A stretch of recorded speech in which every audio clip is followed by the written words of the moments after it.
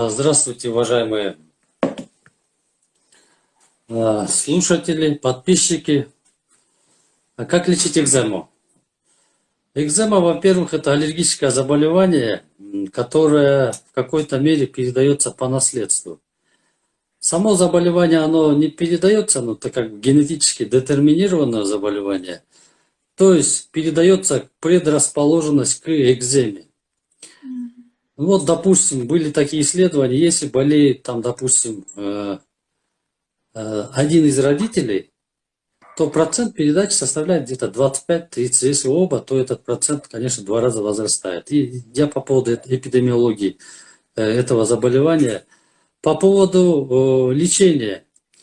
Здесь нужно, смотрите, посмотреть именно причины развития экземы. Они бывают экзогенные. То есть экзоген – это бытовая химия, это нарушение диеты, неправильное питание и так далее, да?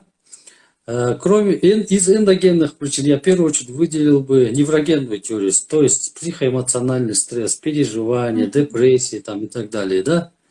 Во-вторых, это болезнь желудочно-кишечного тракта, это эндокринные заболевания, это, ну, то, что я уже сказал, генетические какие-то предпосылки к экземе.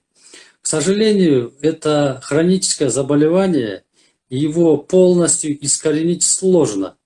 Если экзема возникает под воздействием каких-то мыломоющих средств, и мы пролечили его в течение там, 2 недель, ну, до месяца, значит, это острая экзема.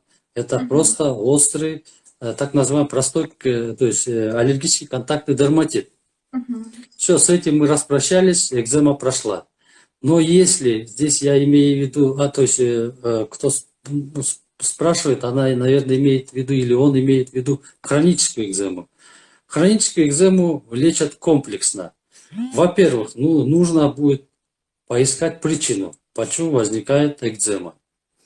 Во-вторых, нужно соблюдать определенный режим, культуру питания, определенный режим сна и отдыха. В-третьих, человек вот в этом режиме как раз-таки включается, чтобы человек не нервничал, так проще говоря, да? Ну, жизнь без нервов не бывает, ну, хотя бы нужно постараться к этому. Если взять лекарственный препарат, то из лекарственных препаратов я бы посоветовал такую системную терапию, которая включает антигистаминные препараты первого и второго поколения, например, хлорпирамин, гидрохлорид, да, из самых таких.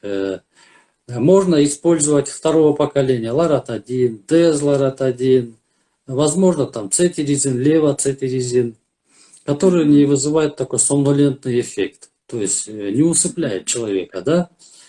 В дальнейшем десенсибилизирующая терапия. Если у человека нет каких-то сердечно-сосудистых заболеваний, в том числе артериальной гипертензии, каких-то пороков сердца, ревматизма и так далее, можно использовать десенсибилизаторы, такие как хлористый кальций, глюконат кальция, тиосульфат натрия, да, так называемые в народе говорят горячие уколы.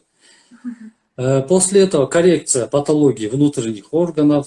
Может быть, экзема ассоциирована или связана каким-то образом с коморбидным каким-то состоянием. Например, язвенная болезнь, да, с хеликобактер ассоциирована. Возможно, вот это нужно пролечить.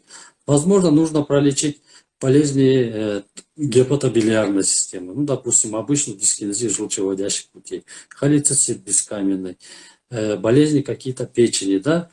И плюс к этому наружная терапия. Энтеросорбенты включаются, то есть пока не забыл, энтеросорбент, чтобы элиминировать, то есть вывести из организма вот эти такие, ну, скажем, шлаки, да, из организма. И после этого наружная терапия.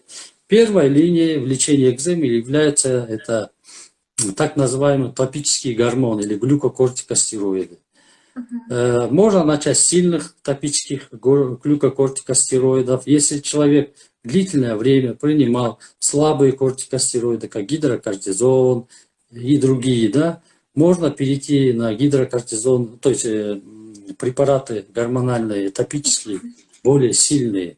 Ну, допустим, можно я перебью? Тут вот по экземе тоже спрашивают, можно ли начать основательно лечить экзему во время кормления, если она кормячая? Вот нет, во время, я вот сейчас, да, закончу, да, а потом и на этот вопрос отвечу. Спасибо за вопрос. Э, После этого топические глюкокортикостероиды, допустим, 2 раза в день, тонким слоем, возьмем клобетазол самый сильный, и переходим на менее сильные препараты, да, 3-го класса, 2-го класса. Ну, таким образом, нужно как-то обмануть это заболевание. Далее, экзема зависит от остроты течения. Я сейчас сказал про хроническую. Бывает обострение уже хронической инфекции, рецидивирующая экзема. В таких случаях идет эксудация, то есть идет визикуляция очагов, то есть мокнутие, да. В таких случаях мы используем анилиновые красители, примочки холодные, риванол, этакридинол, лактат, там, ризоцин, например, борная кислота. И после подсыхания можно уже переходить на кортикостероидные гормоны. Еще препаратами, вот экзема же не только локализуется на конечностях, да, допустим, ну, самая частая локализация этой конечности. Иногда он локализуется в области век, в области лица. В таких случаях можно использовать ингибиторы кальциневрина, такие как тacrolimus, pimecrolimus. Ну, тоже очень осторожно на такие тонкие участки кожи. По поводу основательного лечения экземы во время беременности. Знаете, во время беременности, конечно, системные препараты, многие системные препараты, особенно в первом триместре, они противопоказаны. Поэтому здесь нужно соблюдать, и как и у небеременной женщины или у мужчины, строгую диету. Нужно как бы провести такой пищевой дневник для себя, на что идет у него, допустим, пищевая аллергия и возникает экзема. После исключения этих факторов, строгая диета, да, скажем, гипоаллергенная, или мы еще шутя называем там спартанная диета, спартанская диета, мы подключаем такие препараты, как топические глюкокортикостероиды. Сразу хочу отметить, что если все зависит от площади поражения. Если это распространенная экзема, то топические глюкокортикостероиды надо назначать очень осторожно. Если это до 20% поражения кожного покрова, да, тогда можно. Только тонким слоем, не под окклюзионную повязку, не более 2-3 недель. Вот таким образом можно лечить. И самое главное, беременная женщина, она такая уязвимая категория, она очень красивая, ну, самая красивая женщина в этом мире, да, скажем. И поэтому она должна беречь себя в каком плане? Ну, что делает женщина? Она же в быту все делает, да? Вот надо, чтобы кто-то ей помогал. То есть муж, я не знаю, поможет, не поможет, но кто-то должен помочь. Ну, хотя бы помыть посуду, полы там и так далее, да? То есть с детергентами, мыломоющими, с бытовой химией она не должна соприкасаться, если даже соприкасается через перчатки. Есть такие перчатки, внутри хэбэшные, а снаружи латексные. А вот эти хирургические, где тальк, ну, надо быть очень осторожным. Тальк сам может вызвать обострение экземы, да, и потом идет потливость и так далее. Поэтому здесь нужно как бы индивидуально подходить. Теперь давайте по порядку, да, то, что нам еще тут написали. Кто-то, по-моему, спрашивал про демодекоз. Ага. Ну, демодекоз – это такой клещ, наш квартирант, комменсал, сапрофитирующая флора у взрослых. Он существует, ну, то есть находят у взрослых где-то в 60 и 70% случаев. Поэтому все зависит от количества клеща. Вот смотрите, в патогенезе, механизме развития угревой болезни, клещ тоже участвует. Но есть такая в терминологии путаница. За рубежом, допустим, нет такого диагноза демодикоз. Там вообще не ставят демодикоз. Там ставят либо розацея, розовые угри, либо акне, да, и различные виды акне. Но советская школа дерматологии, которую мы являемся как бы выпускниками этой школы, демодикоз, он имеет место быть. Просто нужно, знаете, демодикоз имеет какую-то свою характерную картину. Он редко бывает таким прям чистый демодикоз симметричным. Он обычно асимметричный. И все-таки демодикоз, если лечить его, Мгм. то мы его полностью не вылечим. Мы просто популяцию уменьшим. Мгм. Сдают анализы многие девушки, мальчики, взрослые люди, ну, постарше люди, да, у Мгм. них демодекоз, и они зацикливаются на демодекозе. Потому что Мгм. патогенезе вообще угревой болезни, розовых угрей, там играет еще много-много факторов. Кроме. Поэтому только лечить, бомбить этот демодекоз, я не думаю, целесообразно. Надо комплексно подходить. Мгм. Вот еще. Здравствуйте. Сдавали ребенку анализы на аллергию на молочку. Вышел результат очень низкий. Можно ли при таком результате давать ребенку молочку и употреблять самой кормящей маме? Ну, вообще, в коровьем молоке есть белки, казеиногены и другие вещества, в том числе углеводы, жиры и так далее, да, и даже гормоны. Поэтому в таких случаях нужно быть очень осторожным. Если у ребенка есть какая-то аллергическая реакция, лактозная непереносимость, если взять какие-то анализы, да, то мы не советуем давать ребенку молочные продукты. Именно молоко, я имею в виду молоко, коровье Мгм. молоко. И маме тоже не рекомендуем давать или пить, употреблять в пищу коровье молоко. Ну, здесь нужно какую-то альтернативу находить. Да, некоторые используют Соевое вместо молоко, коровьего да? молока козье молоко. Ну, здесь нужно индивидуально Растительных уже подходить. много, да. Индивидуально подходить. А Да, вот еще нам вопрос. нужно индивидуально подходить. Мгм. Мгм. Тут пишут: здравствуйте, мне 38 лет. С конца февраля сильные высыпания, угри на скулах, особенно на на левой щеке со стороны. Куда можно обратиться, Мгм. скажите, пожалуйста? Очень болит при дотрагивании. Так, надо было... Сколько возраст не сказал, да, Тридцать молодой восемь лет. человек? Женщина, А, 38 лет. 38 лет. А, женщина 38 лет. З- Вообще угревая болезнь, она возникает вне зависимости от возраста. Я не говорю старческий возраст, но Мгм. зрелый, молодой, подростковый возраст, Подростковый. где-то 80-95% случаев он у кого-то из нас точно выходит. Да, возможно, у вас были, возможно, у меня тоже. Я точно Да, знаю, что у меня тоже после 30 лет каким-то образом бывало. появились угри. И я прям это самое радовался. Это же тестостерон. Думал, это очень великолепно, хорошо, значит, я еще молодой там и так далее. Если иногда у меня выходят угри, я вообще радуюсь. Это хорошо. Но это и когда единичные угри. Но эстетически, конечно, это лицо, это орган коммуникации, это очень тяжело. Тем более женщина 30-38 лет, в самом рассвете, так скажем, сил, да.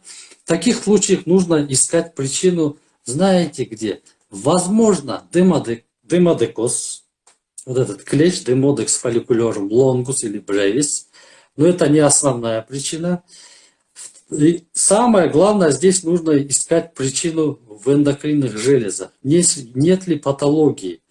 Мгм. Нужно, знаете, я бы порекомендовал бы сдать анализы на гормоны. Методом ИФА, но у нас, к сожалению, не делают масс-спектрометрию, которая более точно показывал бы уровень гормонов. Да? Мгм. Вот тестостерон, Мгм. дигидроэпиандростерон сульфат, Мгм.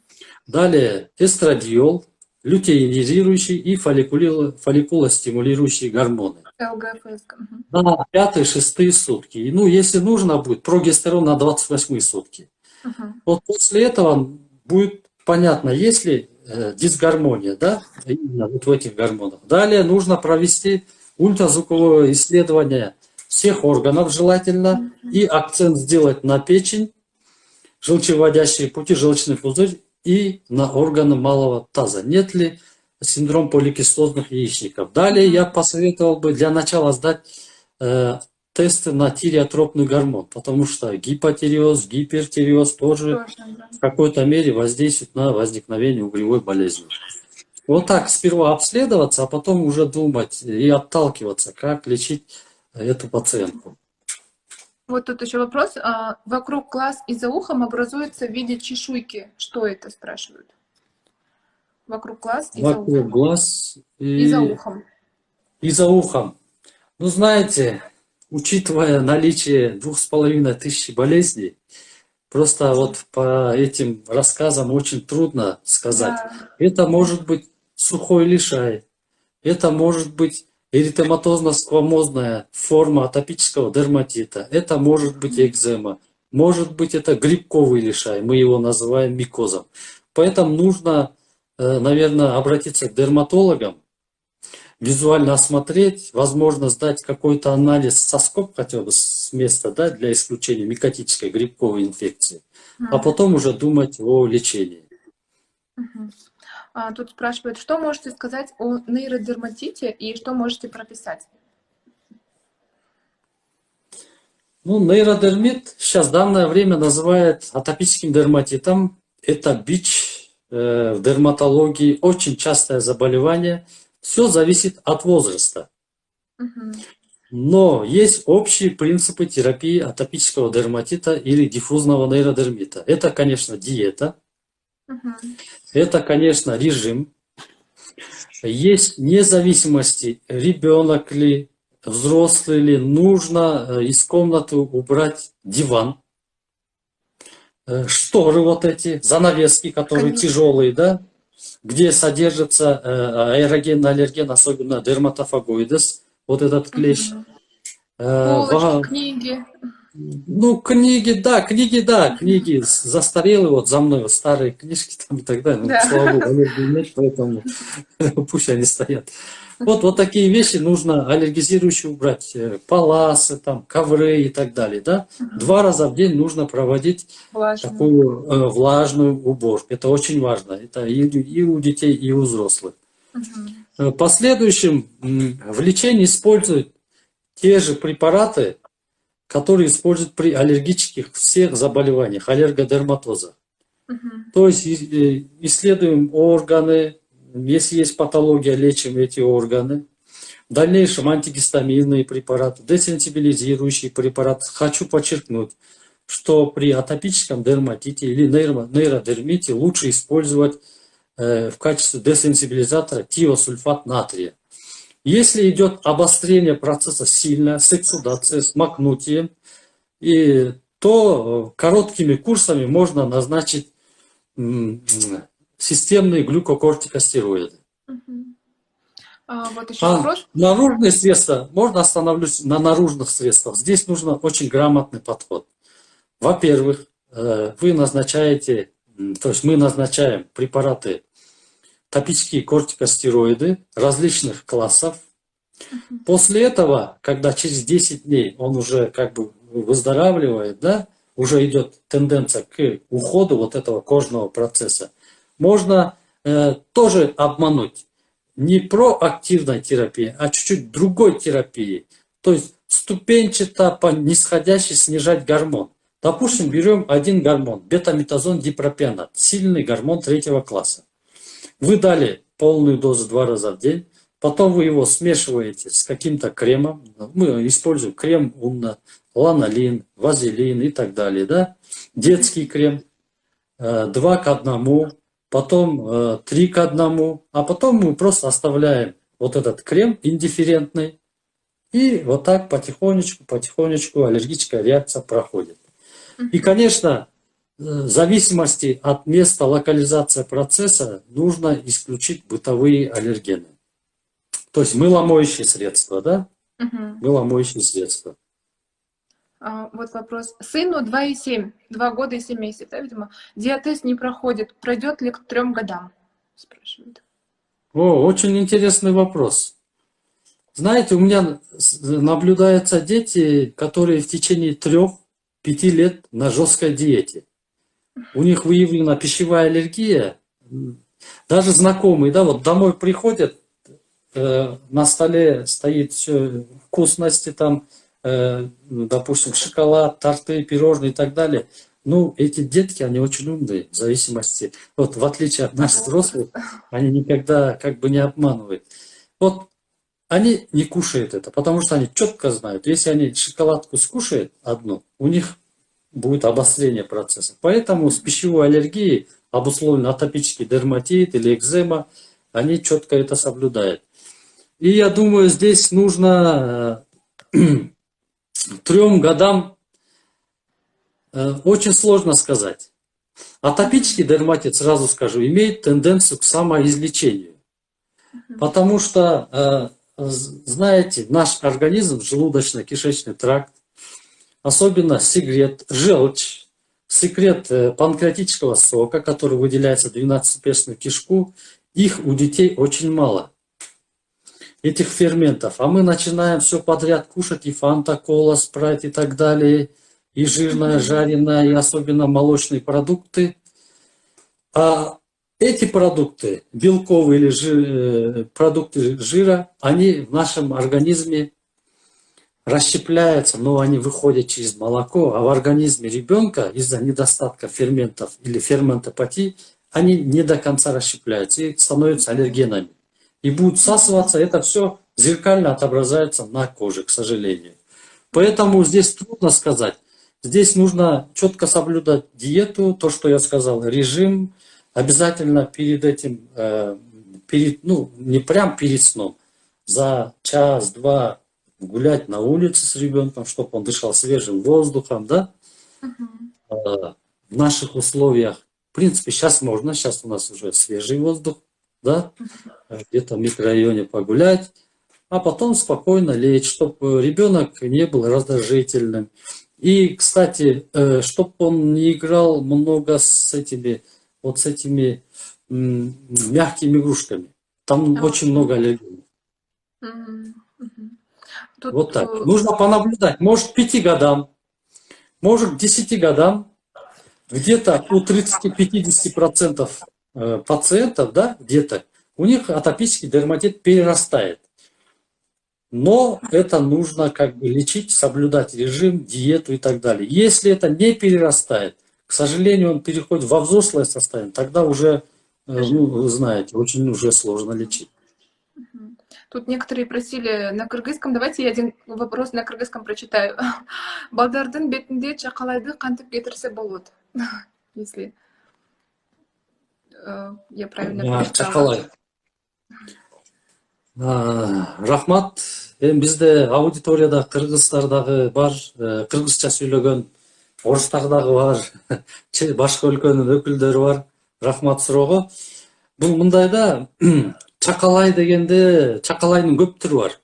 Чакалай лишай деп которулат. Тери оорунун баары эле чакалай дей беребиз. Менин оюмча, бизге суроо берген киши, адам ойлоп атса керек, деме, мындай чакалайды айтып атат да, ак чакалай деп коет, ак чакалай. Бирок витилиго эмес, ала эмес. Бул өзү негизинен өзү эле кетип калчу нерсе. Бул жерде крем сүйкөп, биз обычно беребиз, мисалы, гормон бар, анан антибиотики бар, гормончу, мисалы, то есть антибиотики бар бир дарыларданчы. Мисалы, акридердин гентаны сыйпап койсо болот, 10 күндөн ашырбай, бет жака. А эгер же болсо сера жана күкүрт майын сыйпаса болот да, аябай абайлап, анткени деген аллергия кылып ийиши мүмкүн күкүрт майы. Ошолор менен кетирсе болот. Анан бул нерсе деген баягы жайында деле, кышында деле болот. Бирок именно жайында жакшы көрүнө баштайт да, анткени деген жайында бетибиз күйөт, актактар күйбөйт, алар жакшы көрүнө баштайт. Эгер бул жанагы лишай, грибковый деп атса, темир этки деп коет. Аны дагы чакалай деп коет кыргызча. Анда бул жерде башкача дарылаш керек, биринчи көрүш керек. Соскоп тапшырыш керек, кырып алыш керек. Ошол грибокту таап туруп, анан ошого жараша жана грибокту өлтүргөн атайын дарыларды беребиз. Бул өзү өтүп кетчү нерсе деген, жөнөкөй эле чакалай болсо. Кургак чакалай деп коет. Вот вопрос. Здравствуйте, у папы псориаз, у меня нет, то есть у дочери. Какая вероятность возникновения передачи псориаза моим детям? Есть ли предотвращение, как спрашивают? Спасибо за вопрос. По поводу псориаза. Псориаз тоже генетически детерминированное заболевание. Где-то 65% случаев псориаз передается по наследству. Но не от отца к дочери или к сыну. Может быть через несколько поколений. Процент передачи сказать очень сложно. Просто как мы делим? Генотипический псориаз 60%, фенотипический Это 35%. То есть он не обусловлен с генетикой, да? Но это надо еще исследовать. Тем более в наших условиях, да? Как это происходит, это мировые данные. А наши условия надо, это под большим вопросом. По поводу передачи псориаза, само есть в шестой хромосоме, у нас в шестой хромосоме есть локус CW6, локус PSORS1. Вот как раз таки через это CW6 HLA антиген, ну это, наверное, слишком сложно, да, для наших. Ну ладно, я попроще скажу. У нас в хромосоме где-то лежит ген псориаза. Он может не передаваться, допустим, в данном случае дочке, но через поколение последующий может передаться ее детям. Процент передачи, сразу скажу, если болеет один родитель псориазом, процент передачи детям составляет 8. Если оба родителя, 41. Вот такие данные. Это данные очень авторитетного дерматолога американского Томаса Фицпатрика. А наши доктора, то есть советские дерматологи, да, Мордовцев в частности, один из ведущих советских дерматологов говорил, что если один родитель, где-то 15-25, если оба 50%. То есть чуть выше, 50-60 даже. Давайте я тут вопрос зачитаю, которые мне ранее писали, которые не смогли в эфир попасть и спросить. У ребенка 4 месяца, аллергия на лице, соблюдают строгую диету, но не помогает. Принимали бифидобактерии, пользовались синофланом, адвантаном, но не помогают. И выставили диагноз атопический дерматит. Как избавиться? Во-первых, этого ребенка надо осмотреть. Действительно ли у ребенка атопический дерматит? Да, в таком возрасте чаще всего это атопический дерматит или другое его название атопическая экзема. Есть 5 форм атопического дерматита клинических. Надо разобраться, какая это форма. Во-вторых, да? В-третьих, соблюдает ли мама сама диету гипоаллергенную? Ну, со слов я понял, что она соблюдает, но есть у нас жесткая диета. Если обратиться, я покажу эту диету, и она скажет, да или нет, соблюдает или нет. В 4 месяца еще прикорм не дает. Прикорм по приказу 585, сейчас 33 приказ, да, педиатров, мы даем с 6-месячного возраста. И там тоже могут быть проблемы, потому что нужно выбрать гипоаллергенную, безлактозную или какую-нибудь безмолочную диетическую, то есть продукцию, да, для ребенка. Поэтому здесь, наверное, нужен очень осмотр. Очень осмотр. Без очного осмотра очень сложно. И я понял, она синофлан мажет, адвантан мажет и так далее. Это вроде помогает, да? Не помогает. Знаете, у него, наверное, идет синдром отмены. Вообще-то, вот эти мази, синофланы, не рекомендуется в таком возрасте мазать. Да. Нужно мазать мометазон фуроат, гидрокортизоновую мазь, гидрокортизон 17 оксибутират и метилпреднизолон ацетонат. И это есть вот то, что вы сказали, адвантан, да? Их нужно мазать 1 раз в день тонким слоем. И, как я сказал, немного отходить тоже, разбавляя его детским кремом потихонечку. Потом атопический дерматит одними кортикостероидными или гормональными мазями не лечится. Здесь системный подход нужен.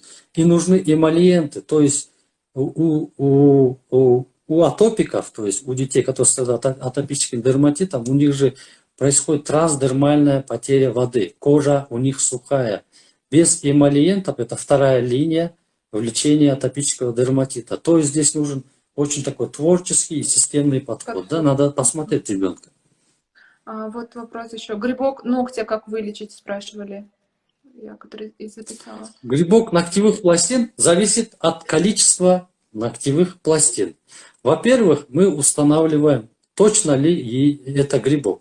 Потому что 50% изменения ногтевых пластин – это грибковая инфекция, а 50% это 29 болезней ногтевых пластин, то есть называется униходистрофия. Что мы делаем при грибковых инфекциях ногтевых пластин, если это подтвержденный грибок и так далее, да?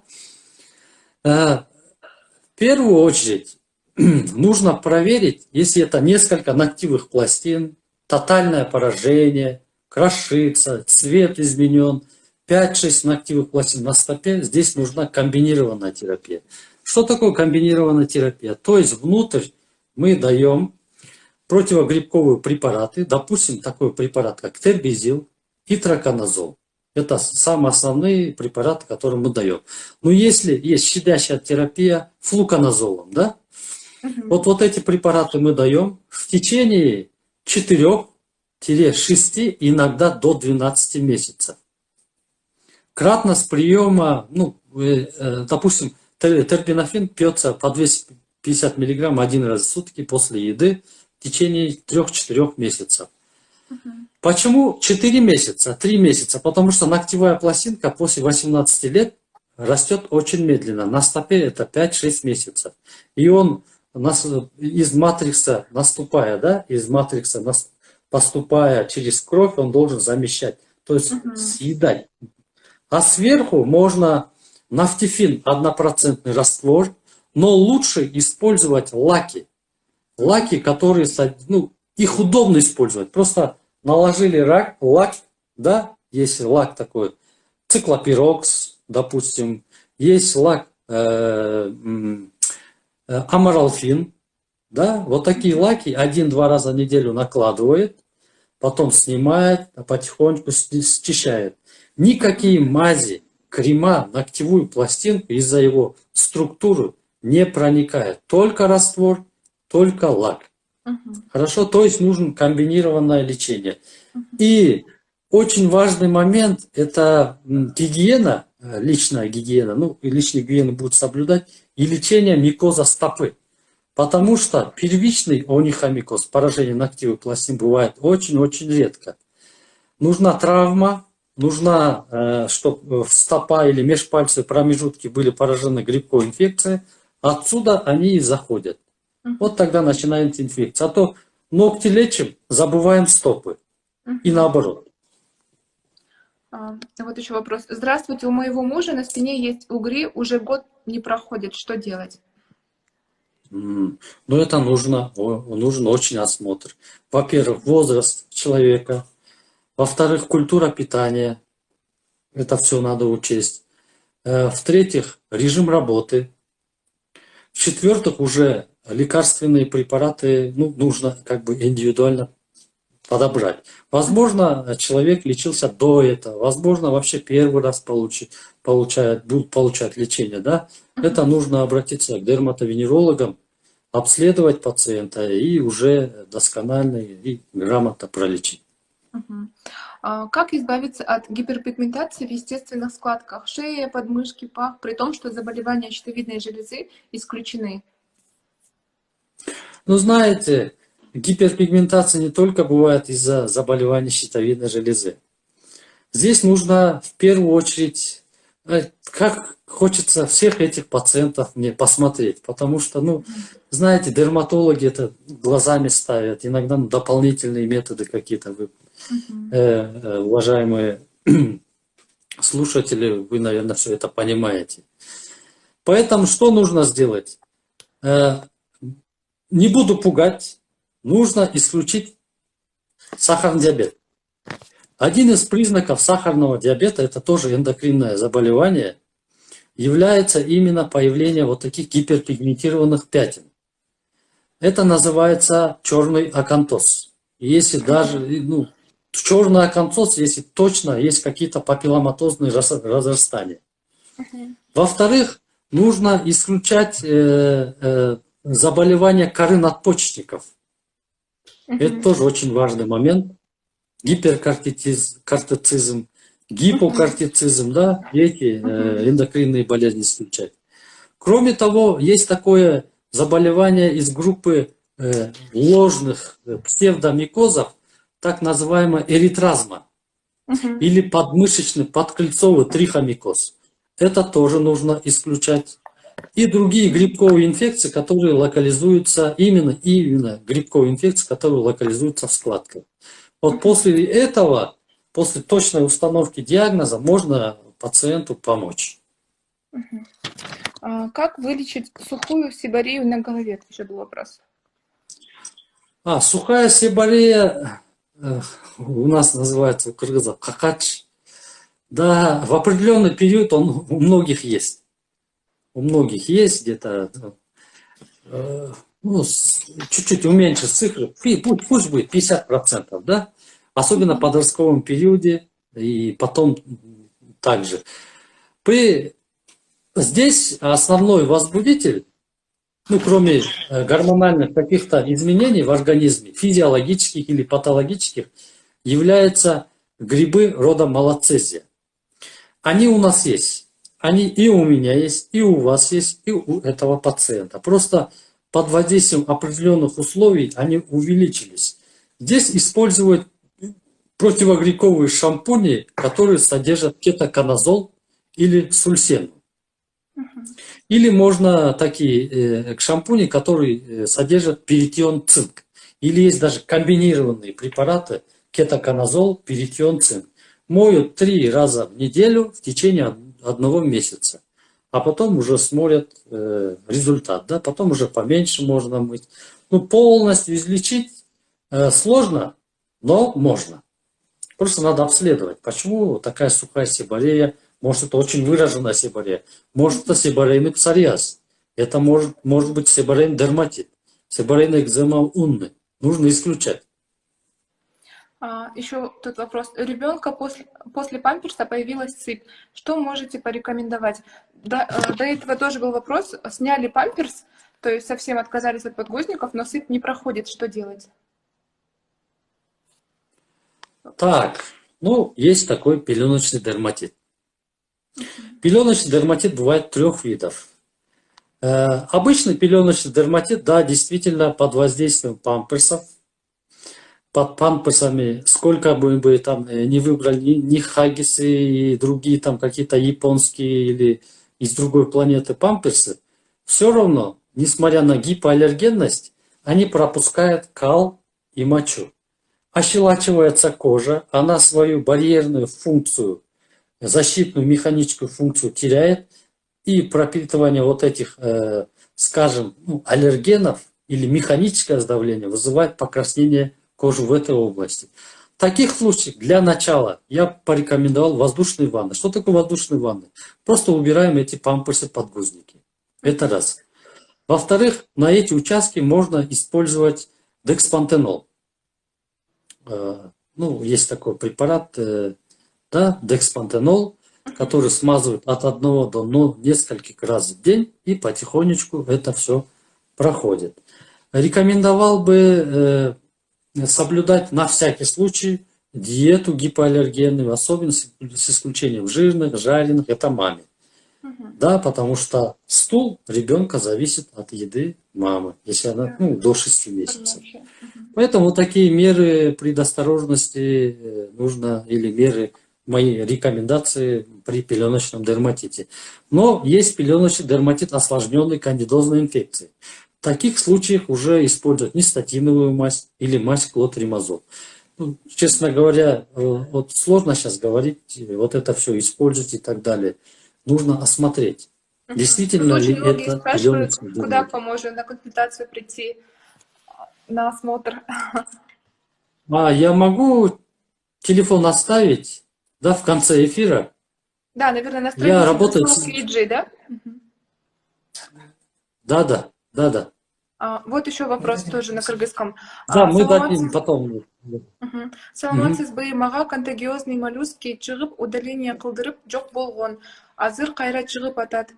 Канды тазалатса кандай болот? Контагиозный моллюск. Кыргызча жооп берейин, Кыргызча. Наверное. Контагиозный моллюск бул деген вирустук оору. Бул шумшук покс вирус деген бар. Покс вирусту бир да вирусту өлтүргөн дары албайт. Ацикловир, валацикловир. Ана мондай аябай күлкүлүү бир дары бар, ганфанцикловир дегенчи. Алар эч нерсе албайт экен да. Бул жерде иммундук системаны көтөрүш керек. Иммундук система интерферон альфа, бета деген дарылар бар, мисалы виферон, ушундай сыяктуу свечаларды көп эле колдонуп жүрүшпөйбү. Изопринозин пронабекс деген дарылар бар. Ушундай дарылар менен биринчи иммундук системаны көтөрүп, ошо иммундук система баягы начарыраак болсочу, эми кирпич сыяктуу иммундук система түшүп кетпейт. Эми кичине түшүшү мүмкүн. Ошону баягы көмөктөшүп туруп, биринчи мен өзүм даярдайм ошентип, андан кийин анын баардыгын терип чыгыш керек да. Же жанагы азот менен криотерапия, жидким азотан деп коет. Же болбосо акыры кичинекей мындай москиттер же пинцеттер ошолор менен жулуп чыгыш керек. Туура жулуп чыгыш керек. Андан кийин йод, же болбосо бриллиантовый зеленый, же болбосо краска кастеляне менен акырын мындай тийгизип үстүнөн бир 14 күн. Ошо менен акырын жоголуп кетет. Бирок дагы айтып кетчү нерсе, бирөө эле калып калса, биз билбейбиз да, бирөө мындай кичинекей болуп жашынып калышы мүмкүн да, кое бербейишиң мүмкүн көп болгондо.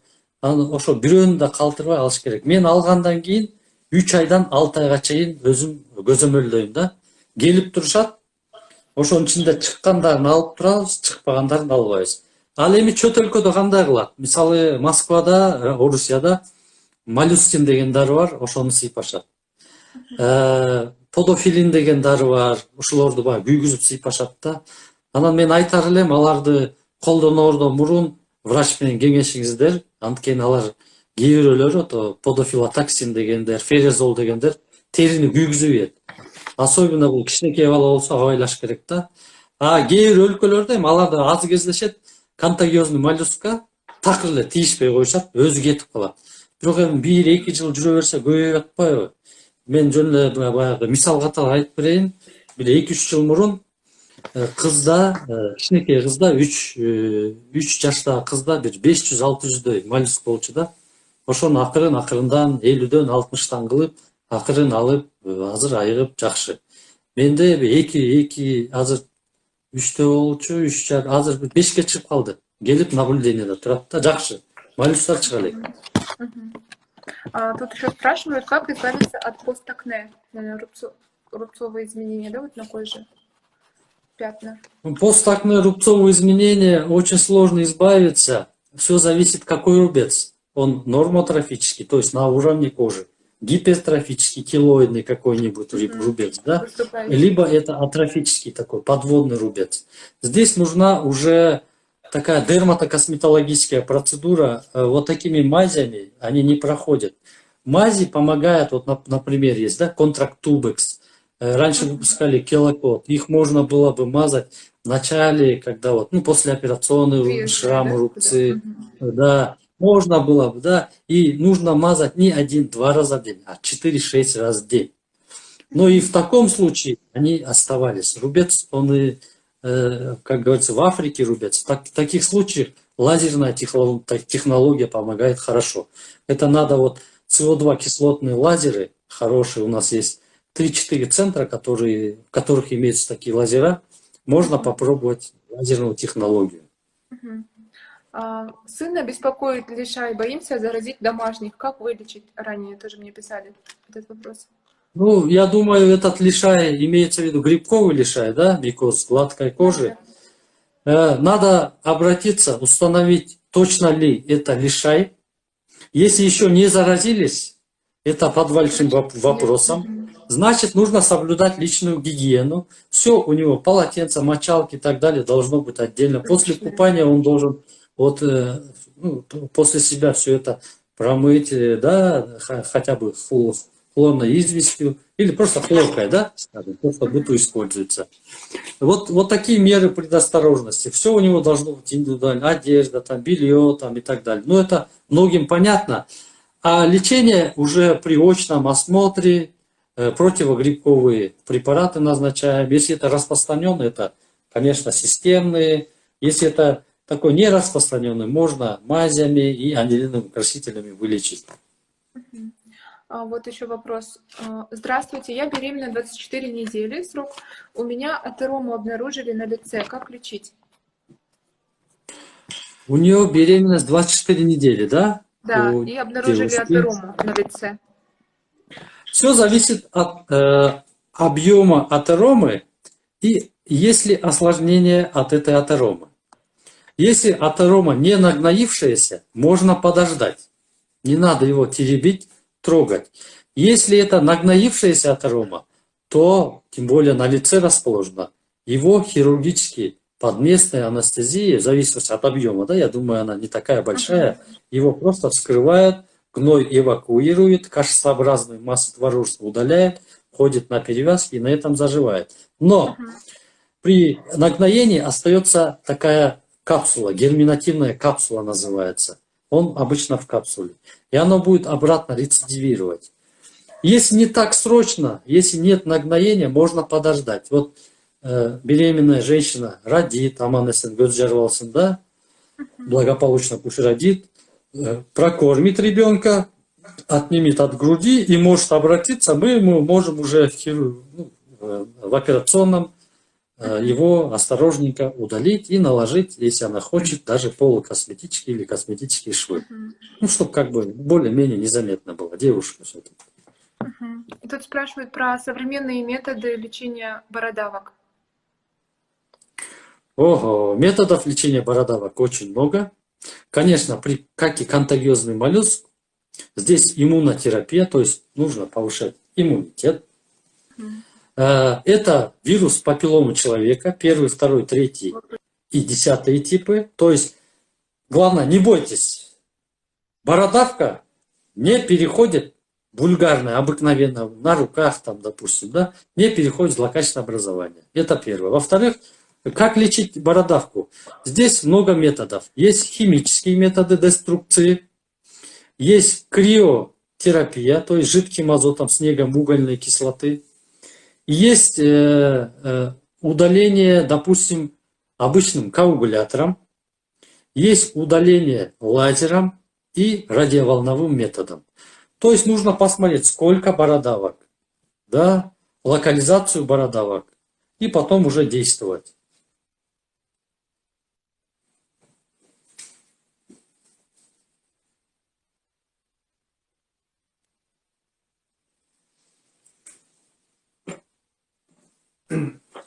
Видимо, уже соединение плохое, да и эфир к концу подходит. Один вопрос, можно и все закругляться. Наш эфир уже к концу, да, подходит, оказывается. Да. Давайте я последний вопрос зачитаю. Если успели ответить, то успели. Если нет, то нет. Да, Как да, лечить пожалуйста. гипергидроз стоп и рук? Очень давно мучает, кто-то пишет. Гипергидроз. Гипергидроз стоп и рук. Ну, нужно исключить первичный или вторичный гипергидроз. Надо провериться у невролога. Это может быть, ну, раньше называли вегетососудистая дистония. И любой человек, когда нервничает, идет гипергидроз. Во-вторых, надо исключить грибковую инфекцию, особенно стоп. Когда они присоединяются, начинается вот этот гипергидроз. Поэтому надо обследовать детально, да, и исключить, конечно, у гастроэнтеролога или у терапевта какую-то патологию внутренних органов. А там уже нужно подходить как комплексно, системно.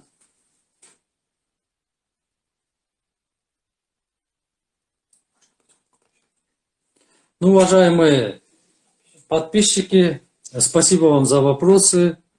Были очень интересные вопросы. Я постарался на них более детально ответить. Ну, конечно, исследований, да, организма будет уже более четкие ответы и лечение. Спасибо вам за вопросы.